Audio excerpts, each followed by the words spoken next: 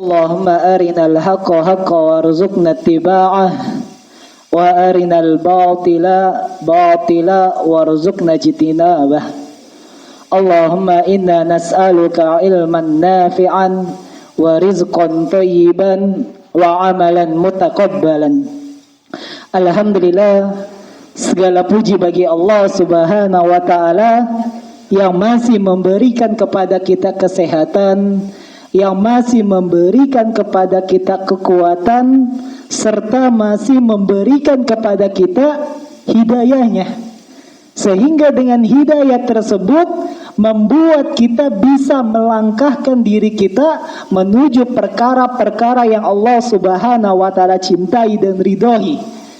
Dan begitu juga dengan hidayah tersebut Allah membimbing kita untuk bisa bertemu lagi, bertatap muka dan bertemu dengan saudara seiman kita, terutama jamaah atau teman-teman dari alumni haji tahun 2015 nggih, benar? Masya Allah. Ya, jadi mungkin sudah sekitar sekitar 10 tahun ya.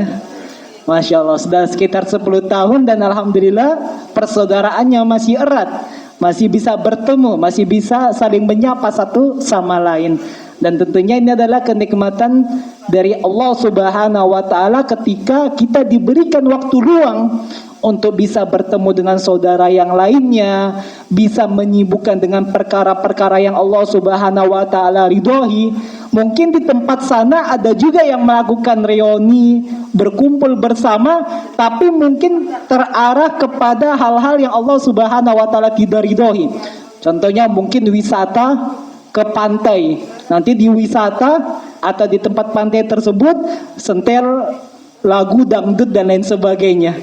Nah, tapi kita di sini alhamdulillah Allah Subhanahu wa taala arahkan dari kegiatan reuni tersebut disibukkan dengan perkara-perkara yang Allah Subhanahu wa taala cintai dan ridhoi, termasuk majlis taklim ini untuk mengingatkan kepada kita tentang tujuan kehidupan kita ketika kita berada di dunia ini. Dan begitu juga kita bisa lebih maksimal di dalam taqarrub kepada Allah, apalagi kita telah melaksanakan dari rukun Islam, sehingga perlu untuk kita lebih meningkatkan kualitas ibadah kita. Dan begitu juga sebelum kami melanjutkan pembahasan kita, insyaallah di sini kami ingin memperkenalkan diri dulu terlebih dahulu. Ya, karena sepertinya ini baru pertama kali ya saya bertemu dengan para jamaah, sebagaimana pepatah mengatakan, ya apabila tak kenal maka ta'aruf, ya. Maka memperkenalkan diri dulu ketika tidak kenal. Ya, jadi perkenalkan, nama saya Nasrullah. Ya, Nasrullah Muhammad Ansor kalau nama lengkapnya. Ya, karena kalau buat paspor itu tidak boleh satu suku kata. Ya, atau satu nama, tapi harus tambahan. Jadi nama saya ketika kami kuliah di Arab Saudi itu lebih dikenal dengan Nasrullah Muhammad Ansor. Ya, karena tadi di paspor itu tidak bisa hanya dengan satu nama, jadi dengan nama orang tua. Setelah itu kalau asalnya dari Kalimantan Utara, ya Kalimantan Utara, di daerah Tarakan, lebih dekat dengan Malaysia. Ya, kalau sukunya dari Sulawesi atau suku Bugis. Ya, dan alhamdulillah dapat bidadari, dapat tulang rusuk dari daerah Solo, sehingga menetap di daerah Solo. Ya, walaupun dari darah atau dari keluarga nggak ada yang dari Jawa. Ya, alhamdulillah kami mendapatkan istri dari Solo dan sempat juga tinggal di Saudi bersama beberapa tahun di sana. Setelah itu balik ke Indonesia. Jadi di sini kami ngapunten boten saged matur Jawa. Ya, belum bisa bahasa Jawa. Ya, baru belajar ya. Sekedik-sekedik ya, baru belajar sedikit-sedikit untuk bisa bahasa Jawa. Karena emang untuk sukunya bukan asli Jawa, malahan lebih dekat sama Malaysia, lebih paham bahasa Upin Ipin. Iya. Karena di daerah saya itu sudah dekat sama Malaysia, sehingga sebagian tempat itu memakai mata uang Malaysia. Dan bahasanya juga bahasa Melayu. Ya, karena dekatnya sama Malaysia atau di daerah Sabak. Ya, antara Tarakan sama Sabak. Seperti itu. Dan alhamdulillah di sini sekarang di Jawa setelah pulang dari Saudi sekitar 5 tahun kuliah di sana. 5 tahun sekarang menetap di daerah Ngargoyoso. Ya, tahu Ngargoyoso jamaah? Ya, Ngargoyoso. Ya, di daerah dekat sama Kemuning, ya, Karanganyar Atas. Ya, di sana lagi merintis pesantren, ya, di dekat rumah makan Balai Botram atau Suatu. Kalau jamaah lagi jalan-jalan ke Kemuning, dekat sama pasar Kemuning, dari jalan raya masuk sedikit. Jadi kalau jamaah lewat di sana silakan pinara, ya, jalan-jalan di pesantren yang kami lagi rintis di sana, alhamdulillah. Di namanya Pondok Pesantren Bilal bin Robah. Ya, Bilal bin Robah, di atas tanah sekitar 4.000 meter di sana, alhamdulillah. Jadi menetap di sini sudah sekitar setahun lebih, ya, 1 tahun lebih. Ya, kalau kami pribadi pernah melaksanakan hajinya pada tahun 2023. Ya, tahun 2023 sebelum balik ke Indonesia. Jadi salah satu keistimewaan mahasiswa di sana itu mereka bisa haji dan umroh secara gratis dan langsung. Nah, itu keistimewaannya. Salah satu kelebihan bagi mereka yang kuliah di Arab Saudi itu bisa umroh sepuasnya, ya, sama keluarga karena difasilitasi sama universitas dari bisnya sama lainnya. Dan begitu juga kalau di Indonesia harus ngantri sekitar 50 sampai 60 tahun. Terakhir yang saya dapat informasi, ya, karena tahun 2026 lebih dibatasi lagi untuk jamaahnya, jamaah haji, itu katanya lebih naik lagi. Ada di beberapa daerah tuh sampai 90 tahun nunggunya. Sampai 90 tahun. Itu luar biasa, ya. Baru lahir anak kita daftarkan tunggu 90 tahun kalau umurnya panjang. Iya. Ya, karena sekarang lebih ketat, ya, jamaah, benar, ya. Karena tahun ini kemarin yang furoda itu dibatalkan semua, ya, dibatalkan semua, nggak jadi berangkat. Bahkan ada beberapa kenalan saya yang sudah bayar haji furoda sekitar 350 juta, qadarullah uangnya hangus. Ya, iya, hangusnya penyebabnya karena kenapa? Karena travel sudah memesan tiket pesawat dan hotel, dan itu lama, ya, sekitar 40 hari.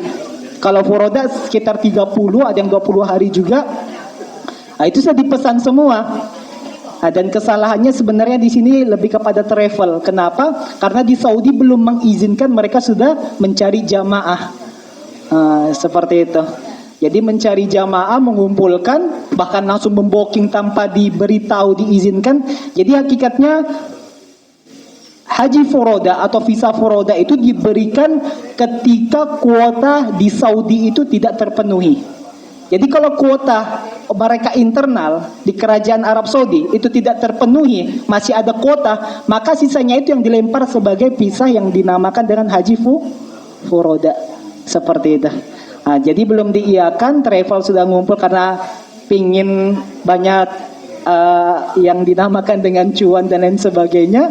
Akhirnya ketika mengumpulkan itu mereka merekrut banyak jamaah, ternyata dibatalkan. Dan penyebab itulah yang kami dapat informasi dari Kementerian Haji yang ada di sana. Itu katanya tahun 2026 dan lain sebagainya dan seterusnya, itu kemungkinan haji sangat dibatasi, ya. Kalau dulu mungkin ada yang namanya haji koboi, itu enggak jamaah haji koboi. Haji dengan memakai visa ziarah. Nah, jadi dia tidak resmi. Dia haji tapi tanpa izin resmi dari pemerintah. Tahun 2023 ketika saya haji, itu yang paling puncak-puncaknya banyaknya jamaah dengan memakai visa ziarah. Itu paling puncak. Dari situlah Arab Saudi mulai evaluasi karena banyaknya yang tidak dapat bis ketika balik. Bahkan ada itu jamaah Indonesia, ya, jamaah Indonesia ketika di Musdalifah itu sampai jam 1 siang. Ya, jamaah pernah merasakan lah bagaimana panasnya di musim haji, ya. Panasnya luar biasa. Itu di Musdalifah tanpa ada tenda. Kalau tenda kan di Arafah sama di Mina. Ini di Musdalifah yang mabit sebentar. Karena bis nggak ada dipakai sama orang-orang yang visa ziarah itu ada yang nunggu sampai jam 1 siang. dan puncak-puncak panasnya, dari atas panas, dari bawah panas juga. Iya. Akhirnya waktu itu di tahun 2023 di zaman saya itu sangat banyak yang meninggal di Musdalifah, terutama yang usia lanjut. Nah, itu yang membuat Arab Saudi evaluasi ulang untuk menutup yang namanya visa ziarah. Padahal kuota pada waktu itu di zaman saya itu hanya 1,5 juta untuk kaum muslimin seluruhnya, hanya 1,5 juta. Tapi ketika dihitung ternyata sampai 7,5 juta yang hadir.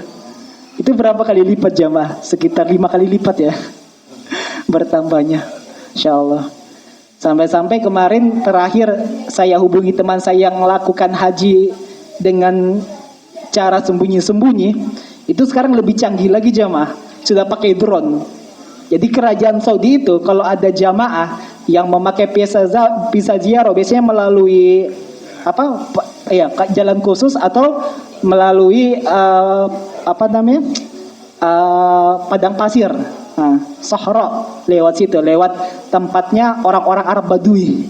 Nah, itu bisa dilihat oleh orang-orang Arab dari atas sekarang karena memakai drone, dan itu bisa terbaca. Sekarang canggih sekali.